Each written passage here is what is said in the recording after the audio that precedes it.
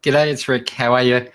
Today I want to do a short video on the issues you might have with a website being insecure, even if you have an SSL set up on your website, which basically shows that you've verified your ownership, and you have this little lock on your screen in your browser URL window.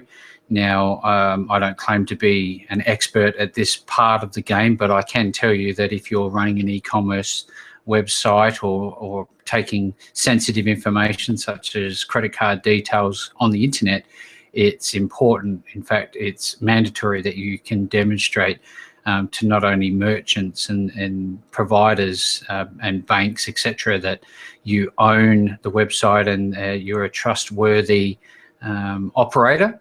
This is part of that whole process. Now, there's two sides to the coin here. There's the SSL, which sometimes people use incorrectly and call it an SSL certificate. Now, for the sake of this video, I'll refer to it as an SSL certificate, but it's a little bit different than just having some sort of a certificate that doesn't actually have a certificate as such. But then you have the other side of the coin, which is talking about encryption, which is hyper-transferred text protocol or something like that, secured HTTPS. Now, let me just flip over to the other screen and I will walk you through some of the things to keep an eye out for and how to fix a problem with your website if you find that you have insecure content and your padlock is not showing to your audience.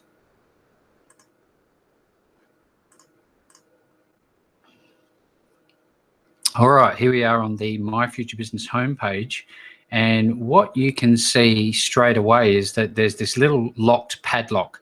Now, for the Microsoft Edge users, in this instance, we're talking about the difference between a grey padlock, which is the color of the padlock you can see here, or an extended version of this, what they call an extended version, which is a higher level of verification, which is actually green.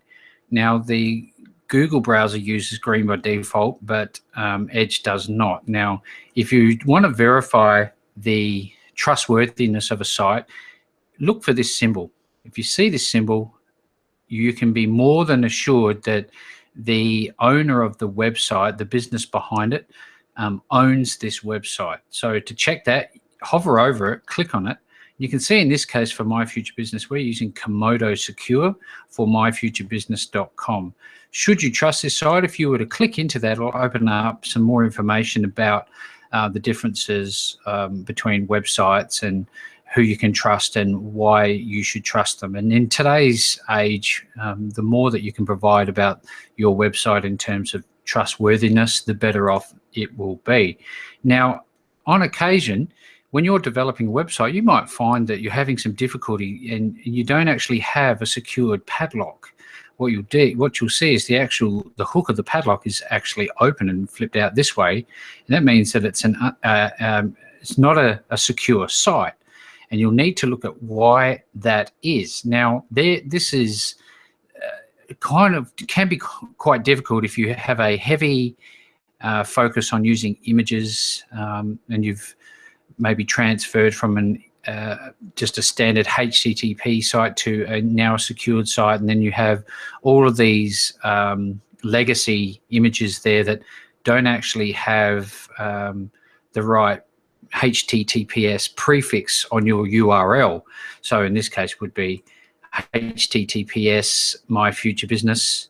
And then you can see there that it actually has it. You might be coming from HTTP and transferring everything and finding that let's say any of these documents, one of these might be causing you some issues.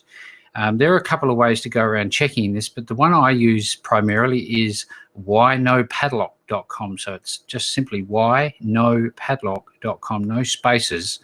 And what this will do is help you to work out where the content on your site is insecured, meaning that it doesn't have the right prefix on your domain.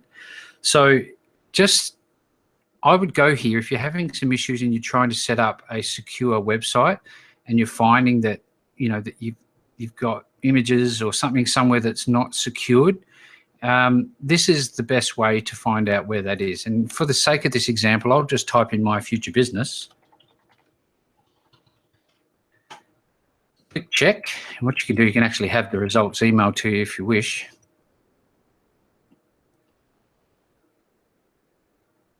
It takes a little while. It's quite a large site, so it needs to go through a fair bit of content. I think it's about 400 pages, or at least 400 items.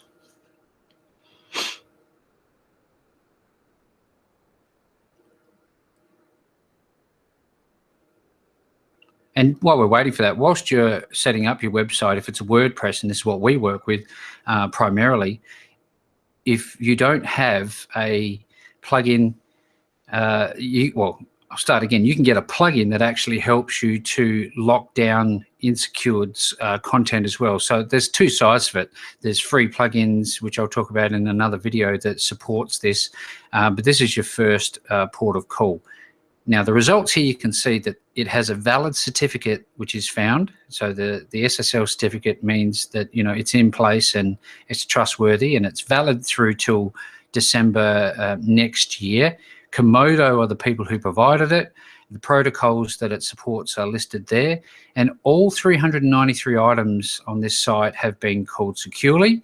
And any other website that we're, you know, going to and from, and, you know, including Google and Facebook and the likes, are showing that they're making secured calls. So you want that information sent to you, to simply just add your information below.